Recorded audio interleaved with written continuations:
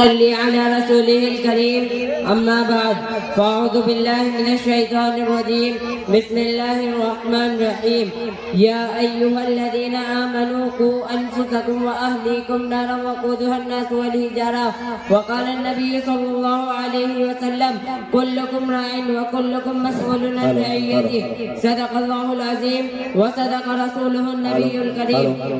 محترم سامعین اکرام، معزز علماء اعظام اور پس پردہ بیٹھی ہوئی میری ماں بہنوں، اللہ تبارک و تعالیٰ نے اپنے پاک کلام میں ارشاد فرمایا کہ اے ایمان والو، اپنے آپ کو اور اپنے گھر والوں کو آگ سے بچاؤ، اس آگ سے کہ جس کا ایندھن انسان اور پتھر ہے۔ معلوم ہوا ہے کہ انسان خود نماز روزہ کر کے نیک عمل کر کے مطمئن نہ ہو جائے اور اپنے اہل و عیال کی طرف سے آنکھیں نہ بند کر لے، کیونکہ جہاں خود اپنی فکر ضروری ہے، اپنے گھر والوں اور آل اولاد کی فکر بھی ضروری ہے۔ جہاں خود کو جہنم کی آگ سے بچانا ضروری ہے، وہیں اپنے ماتحت کو بھی اس آگ سے بچانا ضروری ہے۔ اس لیے میرے پیاروں، صرف اپنے ذاتی نیک اعمال ہی نجات کے لیے کافی نہیں، بلکہ اس حدیث کی روح سے اپنے گھر والوں، عورتوں، بچوں اور بڑوں چھوٹوں کی فکر اور ان کو جہنم کا ایندھن بننے سے روکنے کی کوشش کرنا بھی ضروری ہے۔ لہٰذا ان کی بھی اصلاح کی کوشش کریں کہ وہ دین پر آ جائیں، سنت و شریعت کے پابند ہو جائیں، قرآن و حدیث پر عمل کرنے والے ہو جائیں۔ اس کے لیے ہمہ وقت صحیح جاری رہنی چاہیے۔ دوستو، آج کے اس پرفتن زمانے میں بہت سے تضادات دیکھنے میں آ رہے ہیں۔ بہت سے ہمارے بھائی ہیں جو گھر سے باہر بڑے دیندار، نمازی، پرہیزگار نظر آتے ہیں، بڑے بڑے دینی و دعوتی کام انجام دے رہے ہیں، ممبر و محراب پر کھڑے ہو کر امت کی فکر قدم بڑھتے ہیں اور وہ اپنی ذات میں سچے اور مخلص بھی ہوتے ہیں، مگر اپنی سادہ لوہیہ کم علمی و نادانی کی وجہ سے خود اپنے گھر کی فکر نہیں کرتے۔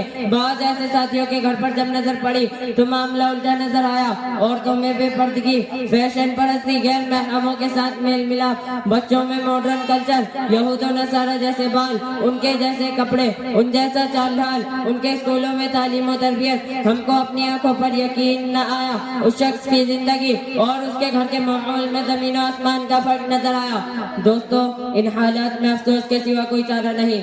خود نبی پاک صلی اللہ علیہ وسلم کو نبوت کے بعد اعلان تبلیغ کا حکم دیا گیا اور لوگوں کو کلم کلہ دین کی طرف بلانے کے بارے میں فرمایا گیا تو آیت اتری وَأَنذِرْ عَشِيرَتَكَ الْأَقْرَبِينَ، یعنی اے نبی سب سے پہلے اپنے قریبی رشتہ داروں کو ڈرائیے، اپنے گھر والوں اور اہل خاندان والوں کو دعوت دیجیے۔ چنانچہ آپ صلی اللہ علیہ وسلم نے اس حکم کی تعمیل میں صفا پہاڑی پر چڑھ کر اپنے تمام خاندان والوں کو نام بنام پکارا۔ جب سب جمع ہو گئے تو آپ صلی اللہ علیہ وسلم نے بڑے حکیمانہ سلوک میں ان کے سامنے کلمہ لا الہ الا اللہ محمد رسول اللہ کی دعوت پیش کی اور حجت پوری کر دی۔ دوستو، یہ ان سے ہمدردی اور خیر خواہی نہیں کہ ان کو جہنم کی آگ کے حوالہ کر دیا جائے اور ہمیشہ کے عذاب سے بچانے کی فکر نہ کی جائے۔ حالانکہ کوتاہی خود ماں باپ کی ہوئی کہ ان کو دین سے اور قرآن سے دور رکھا۔ جب تم نے اپنے ہاتھوں سے کانٹے بوئے تو کیا پھل ملیں گے؟ اب ساری عمر اس غلطی کا خمیازہ بھگتنا پڑے گا۔ وہ وقت بھی دیکھا ہے تاریخ کی نظروں نے، لمحوں نے خطا کی تھی، صدیوں نے سزا پائی۔ وآخر دعوانا الحمدللہ رب العالمین۔